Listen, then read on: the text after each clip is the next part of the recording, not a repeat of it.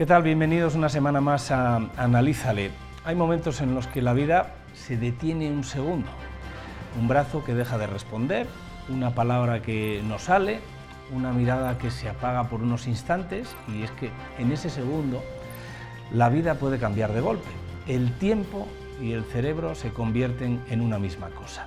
Hoy hablamos del ictus, una urgencia que puede cambiarlo todo, el cuerpo, la mente y hasta la forma de mirar la vida. Y es sin duda una de las grandes emergencias sanitarias de nuestro tiempo.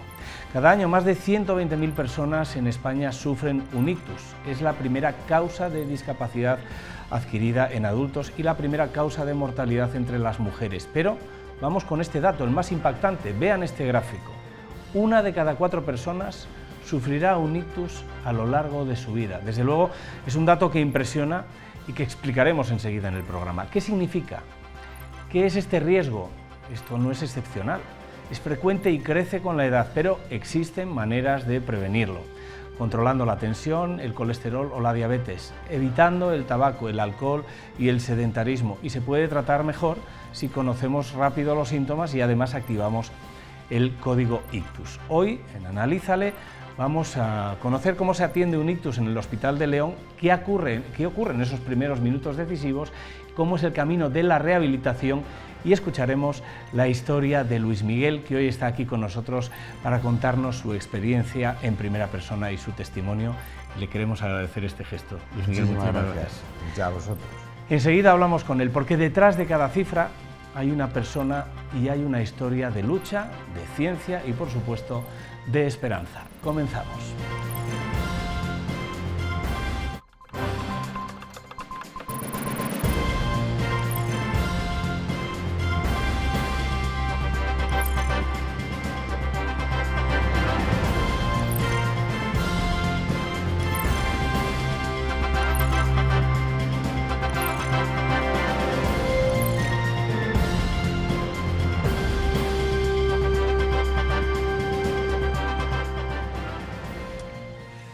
Bueno, pues no se asusten por esa cifra inicial. Como ven, voy a estar muy bien acompañado de un testimonio, el de Luis Miguel, que ha sufrido un ictus, y nos va a contar cómo es esa experiencia y que hay mucha esperanza detrás, con una buena implementación de esas medidas inmediatas que se tienen que poner en marcha, el código ictus, después de un caso de ictus. Pero vamos a explicar en primer lugar qué es un ictus, y para entender lo que es un ictus y qué papel juega esa detección a tiempo y sobre todo una rehabilitación temprana. Para entender todo esto, hoy contamos también en esta mesa de trabajo para entender lo que es el ictus con Carmen Rodríguez, que es terapeuta ocupacional. Carmen, muy buenas noches. Buenas noches. Con Sara Rivas, que ella es fisioterapeuta. Sara, muy buenas noches. Buenas noches. Contaremos también con el testimonio de Luis y, por supuesto, con una neuróloga. Vamos a ir hasta el Hospital de León para que la doctora Iria Beltrán, además especialista en ictus, nos cuente qué es exactamente un ictus y qué es eso del código ictus y todo lo que tiene que ver con esas cifras y datos que hemos visto en esa pantalla inicial. Pero vamos a empezar por vosotras dos, por Carmen y por Sara. Había un dato que veíamos en la pantalla y que vamos a volver a poner aquí sobreimpresionado en esta pantalla de atrás, que decía en el inicio que 1 de cada 4 personas a lo largo de su vida van a sufrir un ictus. La vemos ahí. Es un dato que a priori alarma. 1 de cada 4 mayores de 25 años pueden sufrir un ictus a lo largo de su vida.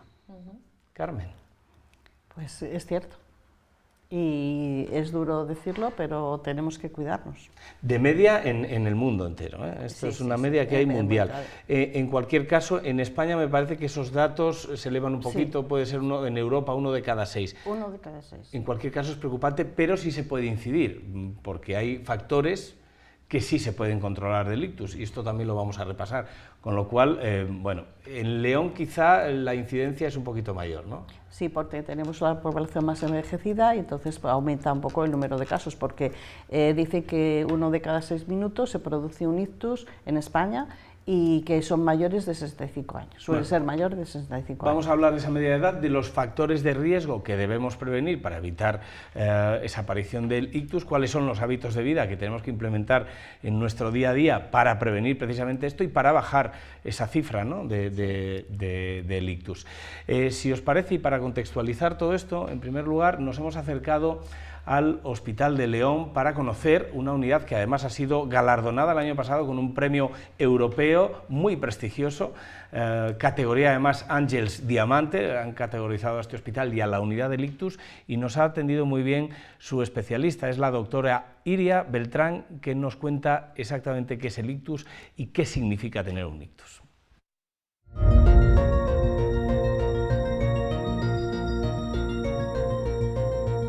Pues un ictus es un trastorno en la circulación sanguínea cerebral que se produce ante dos situaciones que son completamente antagónicas.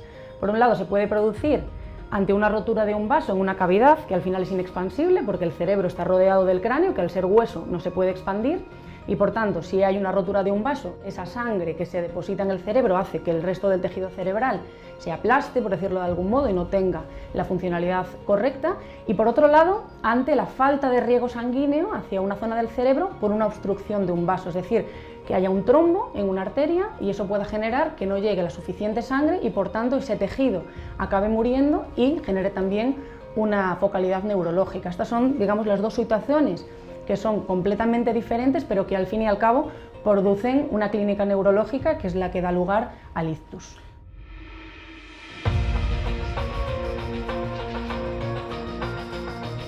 Pues todas aquellas que son un poco más conocidas y otras que quizá lo son un poco menos a nivel poblacional. Fundamental, se me tuerce la boca, pierdo fuerza de medio cuerpo, se me duerme medio cuerpo, no soy capaz de hablar o no soy capaz de entender lo que me están diciendo, hablo como si estuviera borracho o estoy inestable de forma repentina, de repente veo doble, de repente me caigo, de repente he perdido fuerza de medio cuerpo, no hablo bien, no entiendo. Todo esto hace que tengamos que avisar de forma rápida para poder instaurar un tratamiento de fase aguda. El código ictus parte siempre del reconocimiento de la clínica. Lo fundamental es, me estoy dando cuenta de que me está dando un ictus o alguien que tengo alrededor está viendo la clínica y se da cuenta perfectamente de que lo que está sucediendo es un ictus. Entonces, por eso siempre insistimos mucho en el tema de que la población tiene que estar muy bien educada y reconocer esta clínica que acabamos de mencionar, pues para poder precisamente hacer las cosas bien.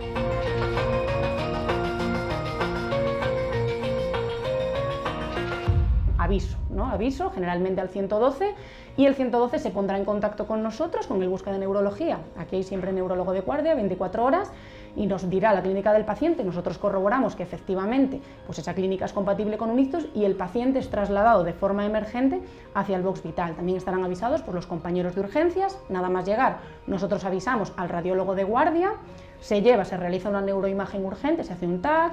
Si no hay un sangrado, se hace un TAC también con contraste para ver si hay alguna arteria tapada, y si se puede instaurar un tratamiento de fase aguda, pues ahí nos ponemos en contacto con la UCI, con los radiólogos vasculares intervencionistas, con la unidad de ictus y con el equipo de enfermería y técnicos de la unidad, un poco todo el conjunto que estamos involucrados, ¿no? Desde el médico que está en el 112, el equipo que está en el 112, los médicos de urgencias, la UCI, todos los radiólogos y nosotros.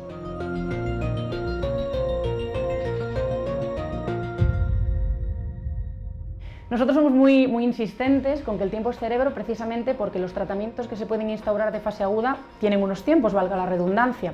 Desde que se tapa un vaso se empiezan a perder neuronas de forma muy rápida. En los primeros segundos ya empieza esta hipoperfusión y se pierden 2 millones de neuronas, que es una barbaridad por minuto. Entonces, como estamos perdiendo tantísima cantidad de neuronas, estamos hablando de que cuando aparece la clínica, cuando yo puedo detectar que un paciente tiene un ictus, estamos hablando de que tiene menos del 50% de sangre hacia esa zona del cerebro ya. Es decir, ya hemos perdido el 50%. Entre el 50% y el 20% en ese tiempo es donde podemos actuar, porque si baja el flujo por debajo del 20%, ese déficit se hace irreversible.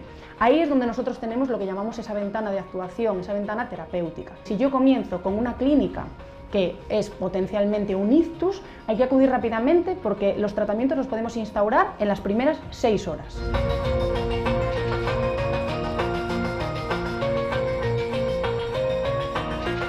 La neuroplasticidad al final, bueno, pues es la capacidad que tiene el cerebro para crear nuevas conexiones y para conseguir, sobre todo, pues, a base de rehabilitación y de, bueno, pues hacer nuevos ejercicios que nos permitan ir mejorando todo esto, que un paciente que tiene un cierto déficit, una cierta morbilidad derivada de este ictus, pues pueda conseguir alcanzar hitos, ¿no?, que había perdido en cierta medida en el contexto de esta falta de circulación sanguínea. Entonces, todo esto, ahí es donde entra el papel de la rehabilitación, sin duda alguna, es fundamental para conseguir esto. Importantísimo, en fase aguda, intentar que ese déficit ceda gracias a los tratamientos de fase aguda. Si yo tengo un trombo y en las primeras horas saco ese trombo, objetivo fundamental, intentar que el paciente se quede en su estado basal, es decir, idealmente asintomático. Si esto no se consigue y queda con algún déficit, sea mucho o sea poco, pues ahí es donde entra el papel de intentar la rehabilitación de forma muy precoz. Hablo de rehabilitación tanto motora como también rehabilitación del lenguaje, que ahí los logopedas también tienen mucho papel. Y se inicia en el propio complejo hospitalario ya la rehabilitación para empezar lo más precozmente posible. Generalmente, de forma inicial y sobre todo cuando los pacientes tienen bastante afectación clínica, suelen empezar en la planta de neurología y en segundo tiempo los bajan al gimnasio y luego un poquitín en función del perfil de paciente, pues algunos se derivan a centro concertado para continuar allí la rehabilitación y otros continúan viniendo aquí al Hospital de León para seguir con este tratamiento a medio largo plazo.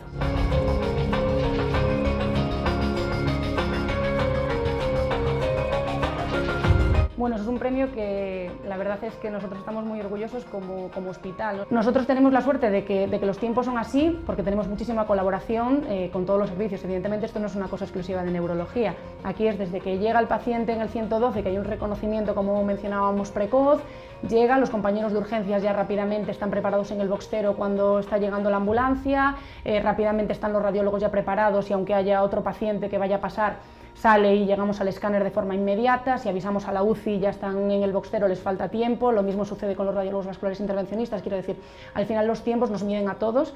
Nosotros tenemos la suerte de que tenemos una unidad de ictus aquí con 6 camas, tenemos un personal de enfermería especializado, por eso somos tan insistentes en que siempre, bueno, pues la enfermería que está en la unidad de ictus sea gente que esté consolidada allí, pues la atención es muy rápida y al final, derivado de estos tiempos, pues los resultados son mucho mejores, ¿no? Baja la mortalidad, baja la morbilidad y los pacientes pues tienen mejor calidad de vida, que es un poco al final la idea de pues, tener a los pacientes en una zona específica atendida pues, de una manera por profesionales.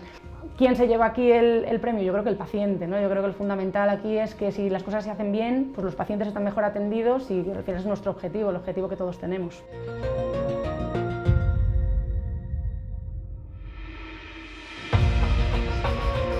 En últimos datos, unos 187 casos por cada 1000 habitantes año, que así pues suena así como un poco raro, pero si lo traducimos un poco estamos hablando de 1,8 casos por cada 1000 habitantes, que estamos hablando, claro, casi 2 casos por cada 500, o sea, casi 2 casos por 1000, casi 1 por cada 500 personas, ¿no? Es decir, es una cifra bastante notoria si hacemos la lectura disminuyendo, ¿no? por el número de personas afectas.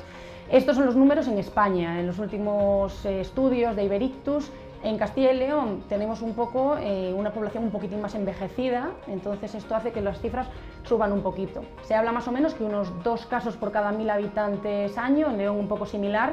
Entonces vamos, bueno, pues claro, un paciente de cada 500 va a sufrir un ictus al año. Esto es una cifra a tener muy en cuenta. ¿Tiene todo el mundo el mismo riesgo de tener un ictus? No, por supuesto que no. La media de edad está en los 75 años aproximadamente. Sí, estamos viendo mucho ictus en persona joven. En términos generales hay 2 grandes causas de ictus. Uno son causas genéticas, sobre todo por causas de hipercoagulabilidad, enfermedades que hagan que tengamos más facilidad para tener trombos. Y la otra gran causa dentro del tema de las drogas es la cocaína. Y ahí donde entran, sin duda alguna, a formar bueno, pues lo que es la parte gruesa de todo esto son los factores de riesgo, ¿no?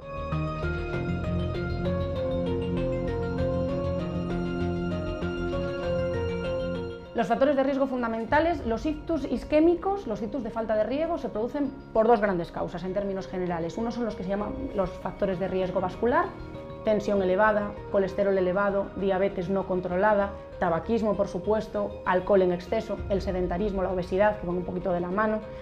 Y luego, por otro, las arritmias del corazón, fundamentalmente la fibrilación auricular. Esas son como las dos grandes causas, luego hay otros un poquito más atípicos, pero digamos que lo importante y lo que podemos prevenir sobre todo, que es lo que a nosotros nos interesa, ¿no? Porque nosotros muchas veces, por desgracia, ya hacemos prevención secundaria. Un paciente ha tenido un ictus, vamos ahora a atajar esos factores de riesgo que son los que le han provocado el ictus. No, lo ideal es: yo soy hipertenso, yo tengo una diabetes mal controlada, mi colesterol LDL, el malo está muy alto, vamos a atajar esto antes de tener un ictus para tener una buena calidad de vida. Entonces esas son las cosas fundamentales que se pueden atajar. Lo mismo sucede pues, si uno tiene una arritmia y se coloca una anticoagulación a tiempo, está con un tratamiento adecuado, pues no sufrirá un ictus debido a esto si el tratamiento es el correcto.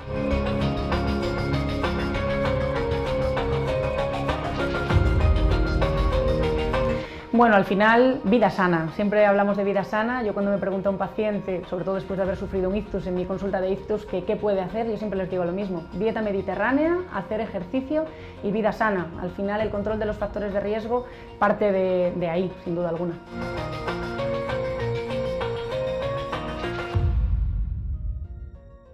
Por suerte ahora hay muchísimas más posibilidades terapéuticas y también muchísimas más posibilidades en el mundo de la rehabilitación, que al final, bueno, pues lo ideal, por supuesto, siempre es tratarlo de forma aguda para que no sea precisa esta rehabilitación, pero cuando lo es, pues están instaurando múltiples tratamientos en este sentido para que los pacientes pues, puedan, digamos, estar mejor a medio y largo plazo. Entonces yo creo que un poco el mensaje es que es fundamental, en caso de que haya nuevos eventos cara a la población, el reconocerlo de forma precoz para poder instaurar un tratamiento, y cuando ya el paciente ha sufrido un ictus, pues el que los tratamientos rehabilitadores han mejorado muchísimo.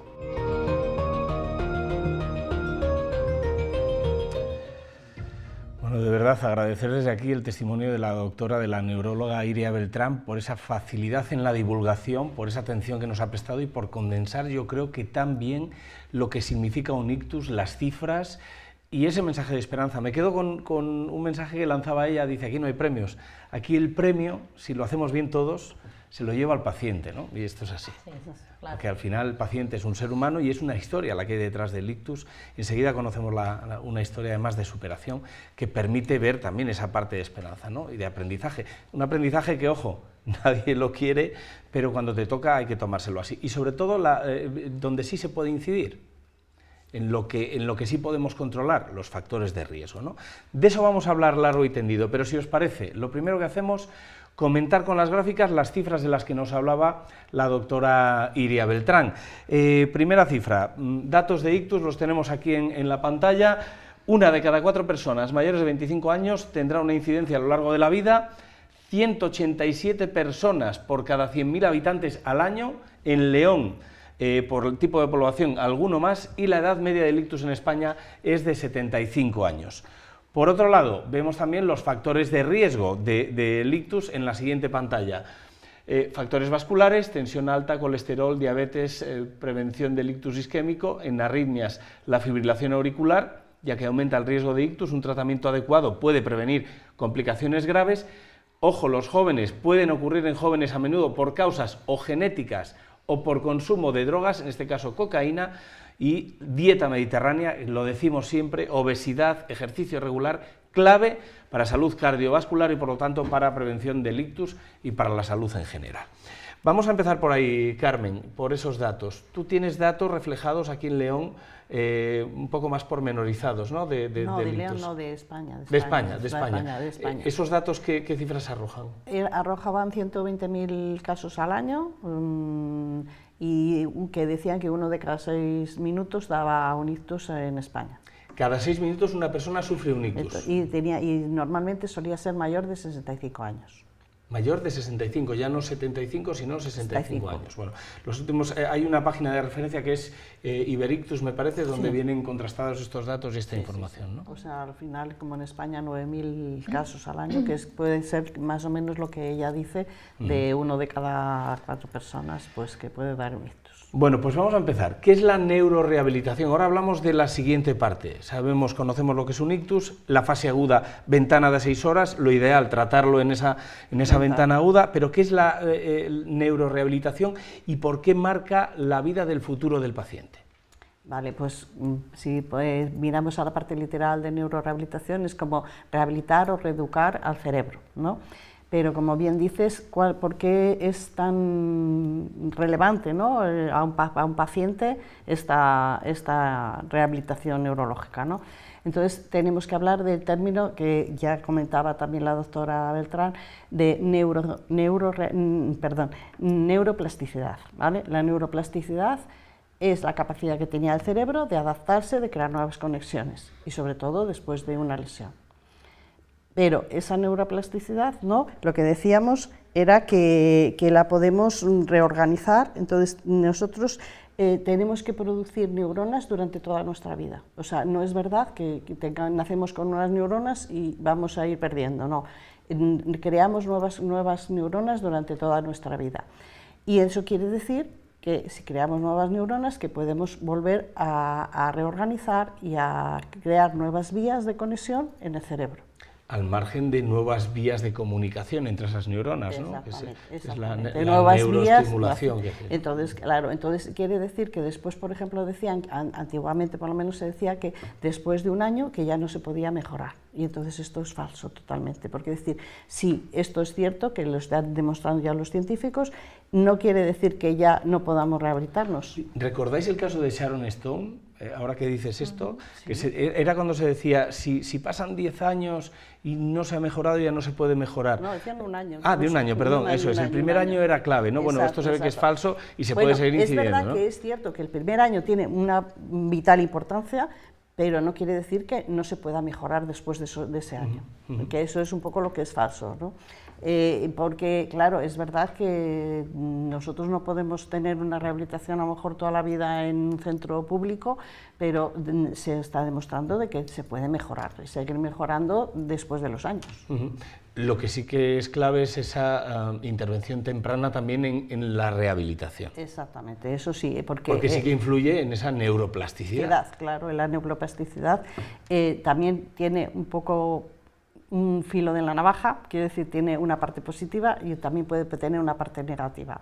Esto ya os lo comentamos después, si quieres, un poco en el tipo de rehabilitaciones que vamos a implementar. Sí, porque me gustaría que Sara me dijese cuáles son esos primeros pasos de una persona cuando llega, en este caso sois un centro privado, pero bueno, me da igual, en rehabilitación hay muchos centros, los hay públicos, privados, vosotros. Llega un paciente a vuestro centro, tú eres fisioterapeuta, ¿qué es lo primero que hacéis con ese paciente? ¿Cómo lo valoráis? ¿Y cómo organizáis precisamente, ya que el tiempo del inicio para la recuperación también es muy importante, cómo organizáis los tratamientos del paciente? Pues cuando llega un paciente, bueno, primero hacemos una entrevista inicial en la que nos cuenta un poco cómo ha sido el proceso desde que ha sufrido el ictus, incluyendo el primer tiempo de ingreso hospitalario y cómo también cuando ha salido del ingreso, pues cómo ha empezado a habituarse otra vez a estar en su casa o en el sitio al que vaya después del ingreso, también junto con la familia, que suelen venir a la valoración inicial. Y valoramos desde las diferentes especialidades, desde logopedia, neuropsicología, fisioterapia y terapia ocupacional, según las principales afectaciones que tenga ese paciente. Entonces, bueno, también nos cuentan un poco cómo era su vida anterior al ictus, para poner en contexto pues, hacia dónde vamos a buscar los objetivos.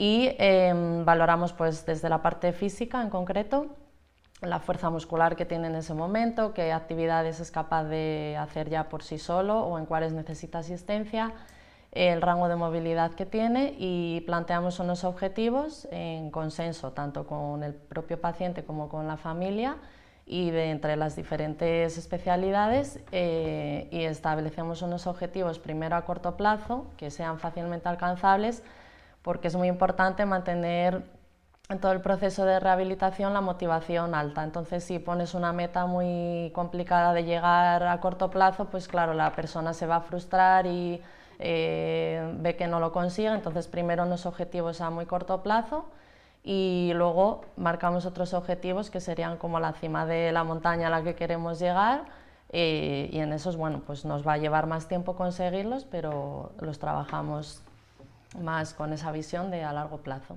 Yo quiero subir una montaña, el primer objetivo no puede ser voy a subir el Everest, ¿no? Claro. Vamos a empezar a subir al Collado Hermoso primero. Eso. Y después ya vemos lo que va pasando, ¿no? Sí. Por eso es interesante que lleven un informe médico donde se diga la gravedad del ictus, el alcance, si ha sido leve, grave o muy grave, y a partir de ahí configurar, hacer una tabla de objetivos dependiendo de esas zonas de afectación con ese grupo interdisciplinar, ¿no? Sí. Ese diálogo inicial es el que va a marcar después el desarrollo.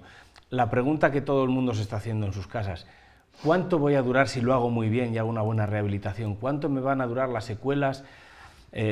¿Cuándo voy a mejorar? Es la pregunta que me imagino que se haga todo el mundo cuando llega al centro, ¿no? Sí. A ver, es complicado porque eso siempre depende pues, del área de afectación, de la extensión de la propia lesión, del tiempo en el que se haya tardado en intervenirle en el momento agudo. Depende también de la motivación de la persona, de cómo era su vida anterior, si era una persona que ya era activa o si era más sedentaria. Y bueno, pues damos un tiempo muy mínimo sería para alguien que tiene secuelas muy leves, pues un mínimo de 3 meses, pero bueno, como para empezar a ver que consigue mejorías. Y bueno, pues eso, el primer año decimos que es muy importante, es donde se van a conseguir mejoras muy importantes. Donde es más evidente quizá esa mejoría, sí, ¿no? Pero bueno, como decía Carmen, eso no quiere decir que después de ese año no vayas a poder seguir mejorando y consiguiendo realizar más actividades que no podías hacer antes. Y bueno, pues eso, el tiempo depende de cada persona, o sea, un ictus no es igual que el otro y no se puede comparar cada persona porque... ¿Cuánto dura un catarro? Pues depende de tu sistema inmune, del contexto, de si tienes niños o no, en fin, de muchas cuestiones, ¿no? Sara, muchísimas gracias, y ahora me voy a un tema interesante que tiene que ver con este proceso, ¿no? Que es la rehabilitación. En la rehabilitación hay varios tipos, y tú nos decías, Carmen, antes, que había que tener cuidado, porque había que elegir bien ese tipo de rehabilitación dependiendo de qué factores y por qué esto puede ser peligroso si no se conoce bien. Bueno, decíamos que la neuroplasticidad era un filo de la navaja que tenía 2 caras, entonces una cara más positiva y otra que podía ser un poquito más negativa. ¿Y esto de qué depende? Porque lo que decimos, como él crea nuevas conexiones, a veces esas conexiones no depende de lo que tú estés aprendiendo y realizando, vas a aprenderlo de una manera o de otra. Entonces decimos así en grandes bloques dos formas más comunes de rehabilitación, que es la compensatoria, que significa que el lado que está mejor, el sano, pues estamos potenciándolo para que, como si dijéramos, tenga la capacidad de mover el otro lado. ¿Vale? Entonces esto es lo que decimos, ahí lleva a que esa funcionalidad a lo mejor no sea tan buena, ¿no? Y así puede crear a veces patrones de espasticidad y otros problemas, de falta de movilidad del lado afectado y de no crea esas nuevas conexiones, sobre todo en la zona del cerebro que está afectada. O sea, está creando nuevas conexiones pero en el lado sano. Y eso es lo que decimos que es un poquito mejor que la otra, que es la estimulatoria, que es que estamos estimulando el lado afectado para crear esas nuevas conexiones, para que vuelva a coger la funcionalidad, para que no compense tanto con el otro lado. Entonces somos 2 maneras como de ver la situación, ¿no? Y nosotros, porque nos avala la ciencia y todas estas cosas, por ejemplo, María Llorens, que es bióloga del Centro de Severo Ochoa, pues está ya diciendo que esa neuroplasticidad necesita una guía. Entonces esa guía es la que necesitamos para estimular, para potenciar y mejorar todas esas funcionalidades y entonces veamos menos secuelas. Independientemente del ictus, en fisioterapia, Sara, esto se estudia. Si tenemos una lesión en un pie, tendemos a compensar con el otro pie o con la otra pierna ese trabajo que no hace el afectado. Lo que hacéis vosotros es decir, cuerpo, sabio, eres muy sabio, pero no te hagas cómodo, vamos a reforzar, vamos a intentar darle trabajo a la que tiene que rehabilitarse. Pero eso siempre tiene que ser un trabajo guiado, y en este caso que hablamos de neuronas, sistema nervioso también, pero neuronas, tiene que ser muy puntilloso y metódico, me imagino, ¿no? Sí, claro, mucho más porque estamos hablando de una lesión ya a nivel del cerebro y entonces, bueno, pues hay que dar esa estimulación sobre todo al lado más afecto y, bueno, como dices, siempre hay compensaciones, eso incluso cuando te haces un esguince, entonces claro. bueno, cuesta volver a que ese pie apoye bien y confiar en él y bueno, pues en el proceso neurológico más complicado. Háblame de nuevas técnicas, la TDCS. ¿Por qué potencia y por qué ofrece mejores resultados? Cuéntame. Bueno, la TDCS es un dispositivo con el que contamos en el centro, que es un dispositivo de neuromodulación. Significa estimulación transcraneal por corriente directa y consiste en colocar 2 electrodos, depende del área, directamente sobre el cuero cabelludo, según el área que queramos tratar. Y nada, se colocan los 2 electrodos con una corriente de 2 miliamperios, que es totalmente segura para estimular la zona del cerebro. Y lo que hace es dar como un plus a las neuronas, como esa corriente eléctrica, para que puedan hacer más conexiones, vías nuevas de conexión, como nuevas carreteras, y conseguir potenciar pues todo lo que se trabaja mientras que se aplica la TDCS con terapia, ya sea en las diferentes especialidades. Se puede abordar las áreas del lenguaje con la logopedia mientras que se está utilizando la TDCS, problemas de atención, de memoria con la neuropsicóloga, y luego en la parte física pues estimular la corteza cerebral para conseguir que esos ejercicios, esas actividades que estamos trabajando se potencien más, es como un plus. Como unas vitaminas, digamos, sí, para que se estimulen las neuronas. A ver si cuadra bien este ejemplo, ¿eh? Es como cuando no te encuentran la vena para sacarte sangre y sin hacerte daño estimulan un poquito para que esa vena se vea, ¿no? Sin hacer daño, estimular para que vaya más rápido, para localizar esa vía de comunicación, ¿no? Sí, además, bueno, tiene ya mucha evidencia científica y se han hecho ya muchos estudios que avalan que ¿En qué porcentaje puede aumentar esa rapidez que todos los pacientes buscan en la rehabilitación? Pues, bueno, un 60-70%, o sea, es como que eso, pues avanza más rápido la recuperación. Muy interesante. Carmen, vosotros, hablaba Iria Beltrán de la especialización, que es muy interesante, que en los equipos de ictus todo el mundo esté especializado, ¿no? Las enfermeras y todo el personal, porque conocen mejor cuál es la manera de actuar. Vosotros en este sentido, entre terapia ocupacional y fisioterapia, tenéis también, os denomináis terapeutas neurológicas, ¿no? Porque tenéis muy bien concebida esa especialización en el ictus, lo focalizáis en el ictus, ¿no?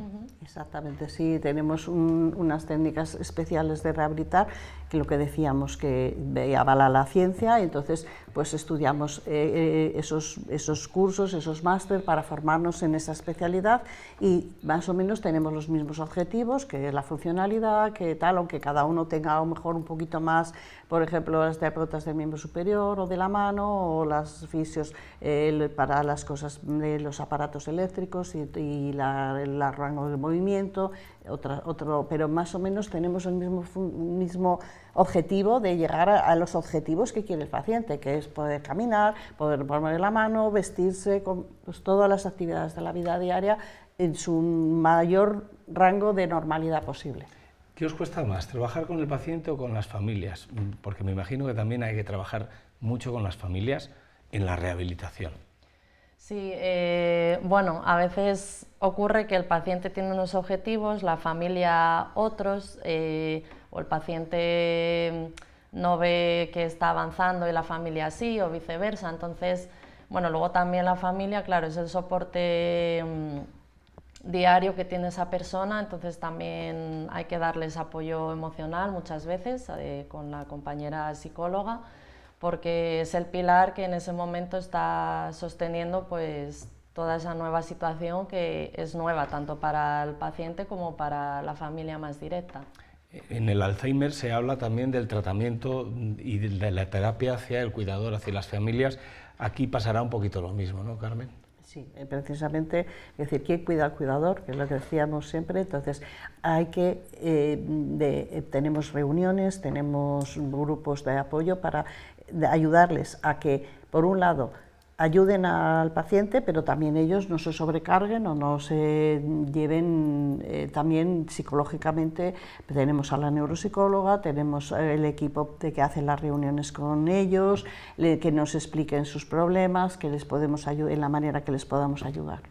De ahí también la importancia de fijar bien esos objetivos para que no haya frustraciones, que es de lo que hablabais un poquito al principio, y de nuevas tecnologías. Me hablabas de una técnica nueva, pero habrá cada vez muchos más avances. Y yo os voy a preguntar una cosa, ¿qué creéis que ocurrirá con todos los avances que estamos viendo en la implementación de cualquier técnica que se conoce hoy, que tiene que ver con la ciencia, el desarrollo, con la comunicación, de la inteligencia artificial? ¿Cómo puede ser ese futuro en la rehabilitación y en el tratamiento del ictus? Bueno, puede ser, no sé, puede ser buena o no tan buena. No bueno, sé. bien enfocada, quiero decir, si a vosotros os llega un paciente con un historial y todo ese trabajo que tenéis que hacer previo, hay mecanismos basados en inteligencia artificial que ayudan a gestionar mejor ese primer mapeo, digamos, conceptual para fijar objetivos, me imagino que sea eso una ayuda pues, fundamental. Sí. Que nunca quitará el trabajo, lógicamente, claro, de los profesionales. Como algo complementario, hombre, pues siempre las tecnologías, eso, todo lo que ha ido avanzando, hombre, siempre te va ayudando, porque son recursos que hace años no existían, pero bueno, en este caso yo creo que el trato personal del tú a tú, pues prima más que... En los inicios, en esa fase inicial, hay... Me imagino que una cosa es lo que decimos aquí y otra cosa es la experiencia con el paciente. Hay frustraciones, me imagino, ¿no? ¿Cómo se tratan esas frustraciones desde vuestras áreas? Las iniciales. Sí, bueno, pues eso, tienes que hacer ver al paciente que va a ser una carrera de fondo, o sea, que se lo tome, es un proceso largo realmente.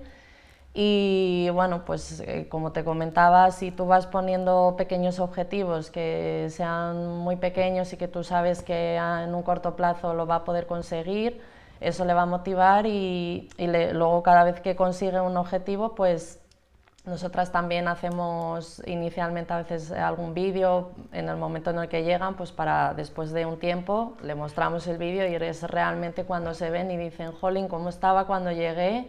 Y mira qué diferencia, entonces eso es muy visible para nosotras mismas y para el propio paciente. ¿Están en contacto unos pacientes con otros? Que esto también puede ser interesante para decir, no te preocupes, esto ayudará, ¿no? De alguna manera. Por supuesto, allí pueden convivir, se hacen amigos, conocidos, entonces se comentan los casos y ayudan para que vean que yo he mejorado, tú vas a poder también.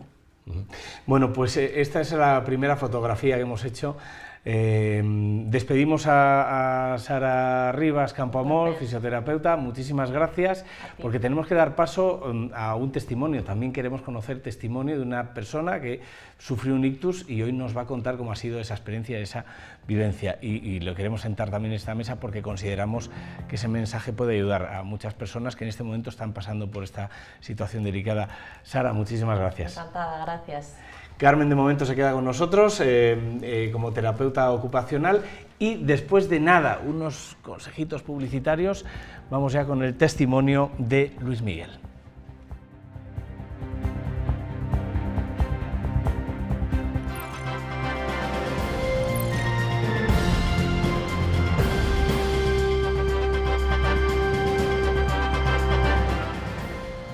Bueno, pues se incorpora a esta mesa el testimonio de un paciente, de Luis Miguel, al que queremos agradecer su presencia en este plato. Muchísimas gracias a ti, Luis Miguel. A vosotros por invitarme. Sabes, Luis Miguel, que me imagino cuando a ti te pasó, te ocurrió esto del ictus, es en un segundo, ahora me cuentas la historia, pero me imagino que haya sido fundamental a raíz de ese ictus el conocer las historias de otros pues sí, a los que les ha sucedido lo mismo, ¿no?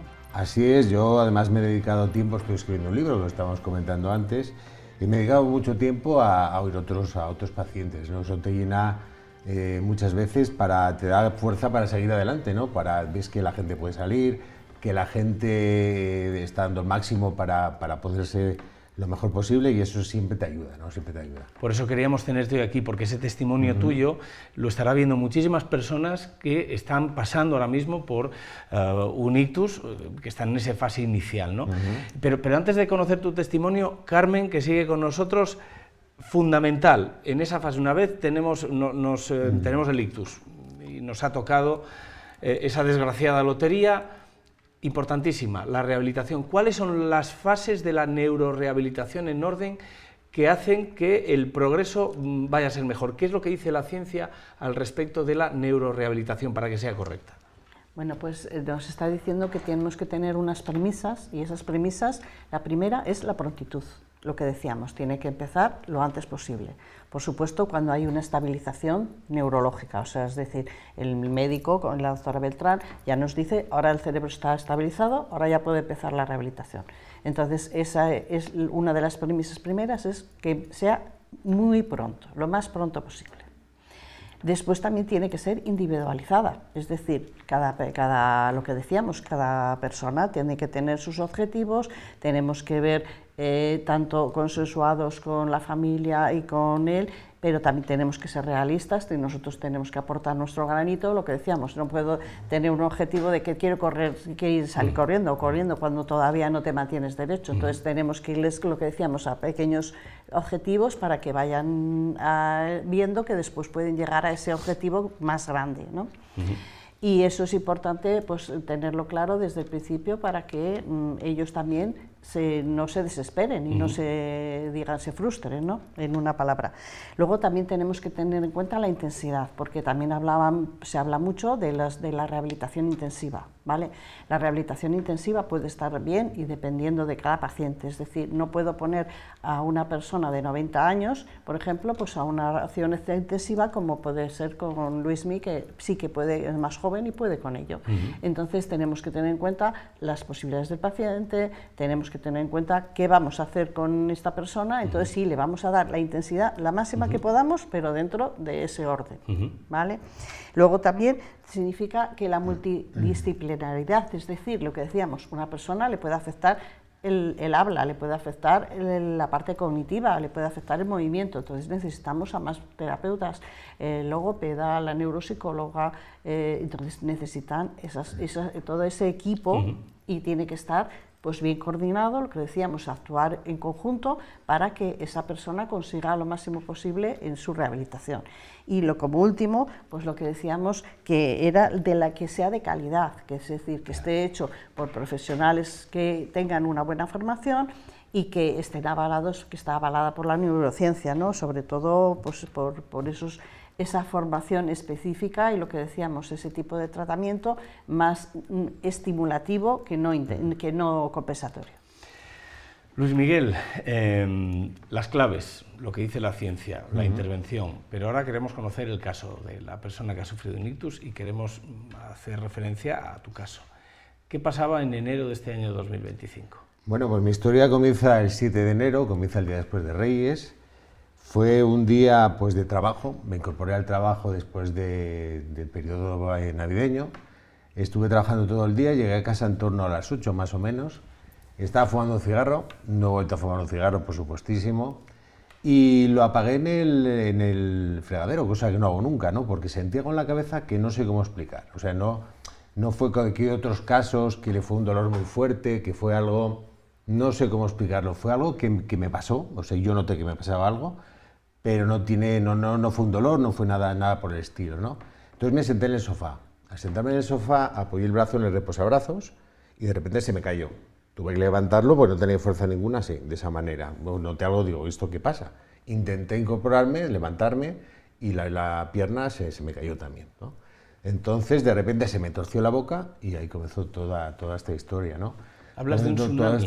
Hablo de un tsunami, sí, porque el ictus al final yo lo veo como eso, ¿no? Como una dana, mando un recuerdo a la gente de Valencia, no siempre se habla de la dana, te piensas en ellos, o un tsunami, ¿no? Algo que te inunda la cabeza, algo que ves que te ha llenado esa cabeza, que no sabes muy bien lo que pasa, y que luego cuando estás en la unidad de ictus, que estuve en el Hospital de León, por supuesto en el Hospital Universitario de León, ves cómo vas recuperando la memoria, recuperando tu estado y va bajando el agua, ¿no? Y luego lo que estás viendo es que quedan edificios, como suele decir, edificios que están dañados, edificios que quedan inservibles y edificios que están bien, ¿no? Eso al final son ladrillos que son esas neuronas que hacen que poco a poco se vaya reconstruyendo, ¿no? Hay neuronas que has perdido y las neuronas que han quedado son las que tienen que hacer esa función de las otras, ¿no? Para eso están centros como Neurorenacer, que lo que hacen es ayudarte a componer esos ladrillos en los edificios, ¿no?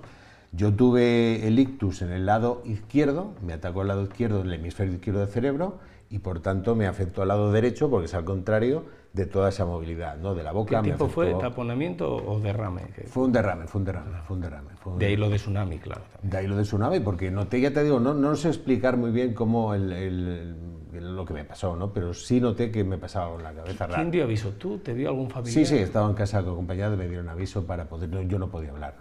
Oye, en esa primera semana, ¿qué sentías? ¿Cuáles eran tus sensaciones? ¿Qué te cambió? ¿Cómo cambió tu vida de repente cuando asumes que te ha pasado lo que te ha pasado? Bueno, no fue la primera semana, ingresé el 7 y la verdad es que al principio son diferentes sensaciones que tienes todo el tiempo. Al principio no entendía nada, estaba tranquilo en la unidad de ictus, estaba como muy relajado, pero luego me entró mucho miedo cuando noté que eso ya sabía lo que pasaba, ¿no? Y luego fue cuando fui ya a Valladolid, porque el día 22 de enero ingresé en Valladolid y comencé mi terapia, ¿no? Ingresé en Valladolid en Casa Verde, que es una clínica especializada en ictus de toda Castilla y León, ¿no? Hay equipos también de rehabilitación en el hospital, lo ha dicho la doctora, sí, después cada paciente elige dónde quiere hacer su rehabilitación. ¿Cuándo empiezas a cambiar la perspectiva de decir, oye, voy a luchar? Porque después dices otra frase, para atrás ni para coger impulso, ¿no?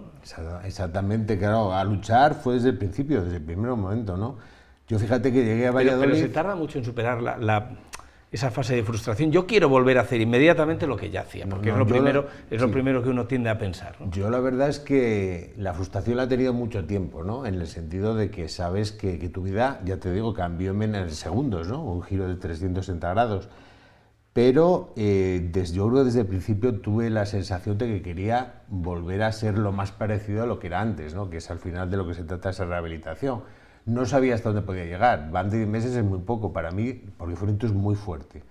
Yo llegué a Valladolid, como te estoy comentando, llegué en una ambulancia, no pasé ya por casa, estuve 5 meses sin ir por casa, llegué en esa ambulancia, llegué pues con asistencia, porque cogí una neumonía también, llegué con máscara de oxígeno, con fiebre, llegué pues hecho una piltrafa, ¿no? Por decirlo así. Y me acostaban en la cama y me levantaban con grúa, pues imagínate, me duchaban, lo único que podía hacer era comer, porque la mano izquierda la utilizaba y podía comer, pero la mano derecha no la movía, ¿no? No como ahora, puedo hacer los movimientos, me están ayudando la gente de Neurorenacer y otros sitios donde voy también, a tener esos movimientos, ¿no?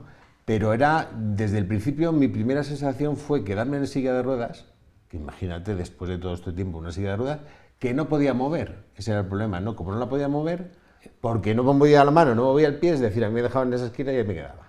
Tú viajabas a diario por toda Europa, por todo el mundo, por tu dedicación y por tu trabajo, claro, por asumir eso. Sí.